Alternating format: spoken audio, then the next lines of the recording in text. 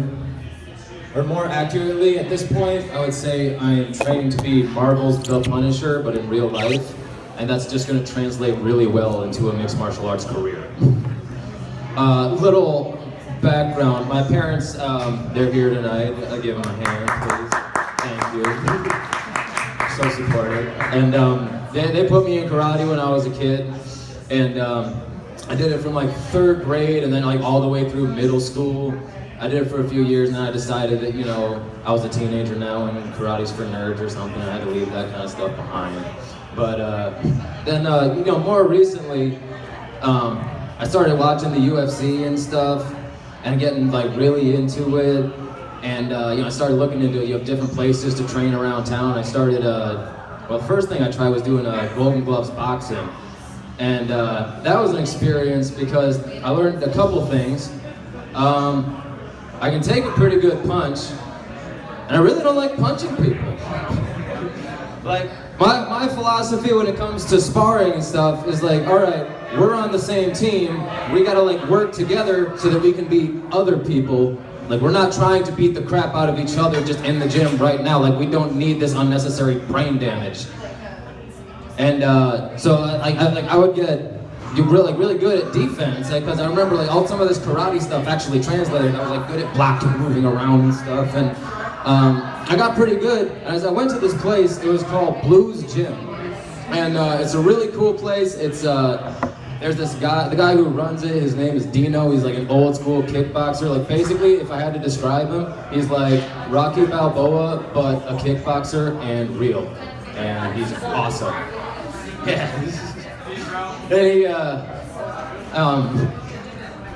so yeah, he's got like posters of him on the wall with like belts, and like there's one of him like punching this Japanese dude in the face, and it's awesome. And so you walk into the place, there's punching bags everywhere. I'm like, oh man, this place is really cool. And they got like little kids, and they have a program where it's a non-profit, so they have you know, programs where like tutor kids for an hour, and then they get to box for an hour. It's awesome. It's a great place. Yeah, definitely go support it. But so I go to this place and I ask him about the Golden Gloves tournament, and I'd only been coming there for like a couple weeks at this point. He goes, oh, no, you're not ready for that. Well, all right, hold on. Hey, Ruben, you're gonna be here tomorrow? He goes, yeah, I'm here every day. And he's like, okay, you go and work with Ruben tomorrow. And so, all right, so like he said, the words work with, you know, imply that maybe, you know, like I said, my philosophy on sparring, we're not really trying to hurt each other. Ruben did not share this philosophy. He was trying to make a point that I did not belong here. So, and I didn't realize this until about a minute in, when I got blasted across the face with a right hook and started seeing double. And like, it was like, I'd never have been like, I played football in high school, and like, I'd like sparred like a couple other big guys, and this guy was smaller than me. Like I'm like 180, this dude was like a lean, like ripped 160, and like I had never been hit this hard in my life. And it was like, if you ever played Fight Night, like EA Fight Night, and like you get knocked down and you gotta like make the circles line up before you can keep going, it's exactly like that. Like my eyes went cross-eyed and like I couldn't uncross them from it. I was like, oh no. And then I backed up for a second, everything lined up, and I still had 2 minutes to go. I was like, shit. So I just covered up like real close, like protected my chin, stayed low. I like just sort of pushed him into the corner, you know, leaned on him, used my weight. You know, I tried to, you know, hit him in the body a little bit, but like, he's blocking everything because he's so fast and squirrely. He's like a little Mayweather type. He loves using like this Philly shell type style. And he's like really evasive, and like, so nothing I'm doing is landing, but I figure as long as I'm still punching, he's not punching me, right? So then like, I hear a little buzzer go off, and then I'm like, oh, God, is that it? And then somebody goes, 30 seconds, and he comes at me like harder, and I'm like, oh shit. And so I'm just like scrambling, and like, he kept on doing all this other stuff that pissed me off too. Like he would like, you know, when I would clinch him, and like, I didn't know really how it worked when you're in the gym, but I've seen boxing matches, and what happens is, you grab somebody, hold them for a second, and then the rest of them, oh, back up a second, slow up, and continue. This did not happen. I would hold them for a second, and go like, okay, and just let him go. Pop! Uppercut to the jaw, like, damn it! And so, and he kept on doing things like this, and he would lean in like real low, and like, I had to like fight every urge to just like knee him in the face. But I'm like, we're boxing, I've gotta prove that I belong here. And so I just gutted it out for the last 30 seconds. And it was like awesome, everybody was all hyped for a second. And I didn't know this, but Dino came up to me, he was like, bro, this guy was supposed to like take the whole thing this year and you just went toe to toe with him. He said you got good power, your stamina needs work, you need to start coming back. And I was like, all right, I will. And then Ruben was like, dude, I hit you really fucking hard. I'm like, yeah, you did. And he's like, no, like you don't understand. Like, I don't think I would have kept going. I'm like, oh well, thank you. So like I thought I'd like earned a little respect this place, right? So I come back the next day, and like I'm not looking to, do a lot of hard sparring right after that because I'm like almost still a little woozy. And but I do a little Brazilian jiu-jitsu. So I'm just like trying to like find guys here like want to do like UFC stuff to grapple with. Walk up to this dude, hey, you want to do like UFC MMA stuff? I'll show you how to do an armbar. And as I'm doing that, later Ruben's still there over in the peanut gallery, and he like starts making gay jokes at us. He's like, I mean, I don't know, just another dude that just walks up to some guy like, hey buddy, you wanna go roll around for a little bit? And then he says. And then like I keep going, and like I'm picking this guy up, like the dude I'm doing this stuff with is like bigger than me, so like I think by like picking him up and like throwing him on the ground that like maybe I'm intimidating or something, but he just goes, protect your asshole, bro! I'm like, man, screw this place, I'm not coming back. So I left for a few months, didn't really want to do it, just started like training at home. I had like a little speed bag and stuff, and you did push-ups, whatever. And then one day, I just got the itch again. I'm like, all right, I'm gonna go back. And I go in on a Saturday, and I see this dude. That's when I met Neil. Neil the Seal. And I go in, and he's just like this guy. He's like about like a little bit shorter than me, bald, and he's just got like a black t-shirt, black gi pants, and a black belt. And if you know me, you know how I get around black belts. I'm like, ooh, I wonder what he knows. And I walk in, and there's a girl trying to learn from him, and there's this big, jacked, like MMA looks the part, like he's like mixed, like ripped. He's got the Under Armour on and like a mohawk, like every bit looks like an MMA fighter, like a very Tyron Woodley type. And but the guy with the black belt, he's like taking this guy, like using like leverage and pressure points, and he's just like flipping this guy over and just like tooling with him. I'm like, oh man, I gotta work over here. And he had like a prop gun that he was using, and he was showing this guy how to do like different gun disarming techniques and like how to deal with like people coming at you with a knife and like Krav Maga shit. I was like, oh, this is awesome. And the more I get to learn from him, I tell him that I did a little Brazilian jiu-jitsu. I'm trying to, but I'm gonna, I wanted to compete maybe eventually. But I used to do karate as a kid, and he's also trained in traditional martial arts. There are lots of kata, where you do like that forms and stuff like that. And like I came from that same background, so like he's gonna teach me all this stuff. And he's like, oh, you do a little jujitsu too? He's like, yeah. I'm like, all right, well let's roll with time. And so like he took me and like flipped me over his shoulder onto the ground, but like I like held onto his arm and pulled him down with me. And so like I have him in full guard, which for the uninitiated means I got my arms and legs wrapped around him like this, and I'm holding him down because if he can sit up, then he can like put more into his punches. So I'm like holding him right here real tight, and then from there I can go towards working for a submission like a go-go plata or something like that. But anyway, so I'm holding him there, and he was like, and then other people are still watching. He's like, all right, now hold on a second. He's like, hold it right there. So this guy, he obviously knows a little bit about what he's doing. He's got a solid guard. But there's a very simple but effective counter to this, and I'll show you real quick.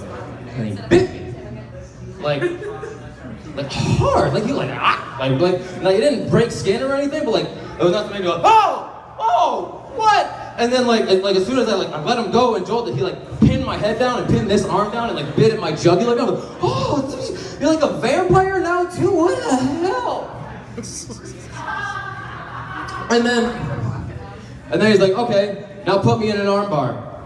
I'm like, oh, this guy's crazy. I'm gonna like break his arm. I was like, I pull it. I almost got his arm fully extended, right in the meat of the thigh. I'm like, oh, guy. He's like, hey man, this is how I train. We're not fighting for a belt. We're in the jungles of Vietnam right now. I'm like, holy crap, dude. And then like when I like let go of the armbar, he like reached in and like air grabbed my balls. He's like, yeah, you can grab right here and just rip them off. I'm like, okay.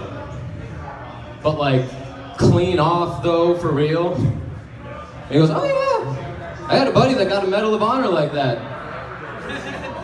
No shit. He's like, oh yeah, he was like wrestling with this dude. He grabbed him, just pulled him and ripped him clean off, and then grabbed him by the throat and shoved it down. He drowned in the blood. I'm like, that is like some next level Rambo Roadhouse crazy shit. And like just by like, that was what, like he didn't mention until later that he was a former Navy SEAL, and this dude's like 60 by the way, which I never would have known. He was like a day past like 45. He's like in great shape. But he's like, yeah, 60, seen it all. And but this was before I knew any of that. But that was the moment that I was like, oh yeah, this guy's killed people. Like just the casual way he described it, it was like the same way that, I would tell you like, yeah, so I mean, I went to Daily Deals the other day and it was the craziest thing. They still have Blueberry and Frankenberry. It's awesome. And it's like half the price it usually is. Like that casual about it. So, yeah, that's who I'm working with. Yeah, his name's Neil Dickinson at Blues Gym. He's usually in on weekends. He's busy working second shift. He said he used to like train people in backyards and stuff, and he said that his master, and the cool thing is, like I said, he shows me how traditional martial arts can translate into real fighting, because I'm used to doing like a high block with like this, like big crazy motion, you're in this big wide deep stance here, and he's like, oh yeah, well like that's how we train when we're doing the forms and stuff, but you wouldn't go into a real fight like that, you'd get your ass kicked. Like we train stupid as possible to build strong bodies. I'm like, oh, well that's way more practical then, I guess. And then he was showing me like, yeah, like if somebody like if you're fighting a boxer who's got like a really quick jab, you can't just be doing like this big motion over and over again all night. You're gonna wear yourself out. But he shows me like you chain together a combo where it's like that, and you just like slide in and out and like flip me around the ground again, stomped on my face, and I'm like, this is awesome, I could do this every day. And so, yeah, that's my goal. I'm going into 2017 is I want to start getting into that stuff more and doing it every day. I'm always looking for, more people to train with, and Blues Gym, they're actually, looking to get more people in because, like I said, they're a nonprofit, so they always are kind of struggling, looking for money. And it's one of the cheapest places in town to train for the resources you have. And they're also bringing in like a Brazilian Jiu-Jitsu school. It's gonna be awesome. You should go there. Anyway. What's up? Thanks. But so yeah, I'm gonna start training it, and like I don't have like any delusions of grandeur. Like I don't think I'm gonna like start training and be like some crazy prodigy and like jump into it like within a month and just start cleaning house like Conor McGregor or something. But I know there is one guy in the UFC right now that I am positive that I could beat. And that is CM Punk. Oh, shots fired. Yeah, listen, okay. So, some people might be confused, like CM Punk, isn't he a wrestler from the WWE? Exactly. But what had happened was, in 2014, he had parted ways with the WWE because basically he realized that he thought he had turned into the guy that was just to put other people over, right? And he's like no longer felt like the star anymore. And he's like, oh man, you mean I gotta lose to The Rock and Undertaker? Like, yeah, dude, we love them way better than you. Get over it. And so he's like, no, I want to be the champ. I quit. And so he's sitting at a UFC event. He's got front row seats because he's loaded, and it's sitting next to Dana White. And him being the guy, he's like thinking maybe he's gonna get another Brock Lesnar here. Goes, hey, you ever think about giving this a shot?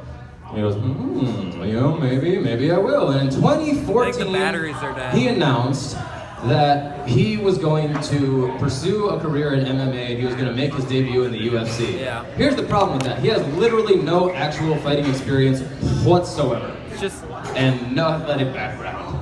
smart. Aside from the WWE. Like in high school, he was just the skinny nerd and the punk kid, and that's who he represents. Like he's like, and yeah, exactly. I mean, like, I get it. Like I liked him. I liked him when he started off, and like back when he came out to Kill Switch still. But then, but we'll get into this later. There's more, and and so. But yeah, so he's got this idea that he's somehow gonna become an elite level fighter. So he starts going to this gym. He starts training with Duke Rufus out in Wisconsin, who's like a crazy kickboxing coach. He's trained other champions before, and he's training for a whole year, and he still doesn't have a match picked out, and because nobody wants to touch him because it's a lose-lose situation for anybody involved. Like no professional, self-respecting would want to take this fight because it's gonna make them look bad if they lose, or if he wins, it's like, oh well, you beat the guy. So, Dana White's doing some talent scouting, traveling around different towns, and he finds this guy, Mickey Gall, makes his first debut, and literally, basically, the first person to raise his hand and goes, "I'll fight CM Punk," and he goes, "Okay, all right, first fight ever. You get to come to the UFC, win one more fight, and you can beat Punk." He does. He beats Punk, and then like the week after Mickey Gall makes his UFC debut, suddenly CM Punk has an injury. Convenient. Yeah, but he'd been training hard up to that point, and then right after it was like, I'm back. I'm probably gonna get this checked out now just to be safe. And then, yeah, all right. Wrestling is almost as fake as your audience laughter. Oh, Keith Kennedy, everybody. As fake as my audience's laughter. So anyway. All right, so he does all this training for 2 years. They handpick this guy who's a total amateur, who's only had 2 fights ever, and this is what happens. I'll reenact this is basically the whole fight for you. The music hits, it kicks on. He came out to Cult of Personality, which I don't support because that's the stage where he got weird and started. Because I liked it at the beginning when he was like, I'm straight edge and I don't do drugs or steroids, obviously. And he said, I'm like, oh yeah, he's setting a good example for the kids and the punk kids, whatever. And but then like it changed and he started doing this thing where he was like, accept straight edge into your life, and like he grew out his beard and hair real long. He was like straight edge Jesus, and like people would come into the ring and shave their heads, and I was like, That's like right about the time where I switched over to real fighting. And so he comes out, and this is exactly his performance. Mind you, 2 years of professional training under one of the best kickboxing coaches in the world. This is what happens.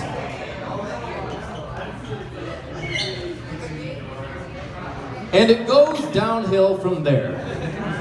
Even Mike Goldberg was like, and here we go! Oh, this is not going well.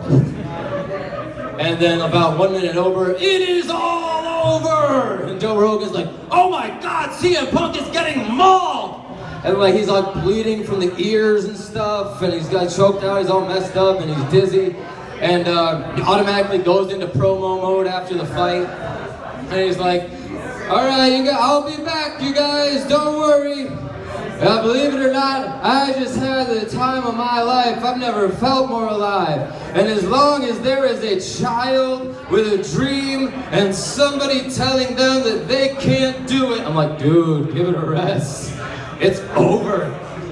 And then like the press conference, I'm like, okay, maybe the cobwebs will clear out and he'll get it. And he's like, I might have to face the facts, you guys. Maybe I might get cut by the UFC. And Dana White was straight up like, yeah, no, he's probably never going to fight in the UFC again. But he's faced with the predicament, do you have him fight for your brand and you make money off him, or do you let him go away to some other company and let them make huge money off of him? So apparently they're willing to give him another chance, and he says he's about 4 or 5 months out from his next fight. So my 2017 looks like this. I'm going to train as though I have a fight with CM Punk coming up in the next 4 or 5 months. I'm not saying that I do, but I'm going to train like that because I need to set goals in order to motivate myself. and I will be ready. And in the meantime, I am going to troll the ever-loving shit out of him until he hates me so much that he has to accept.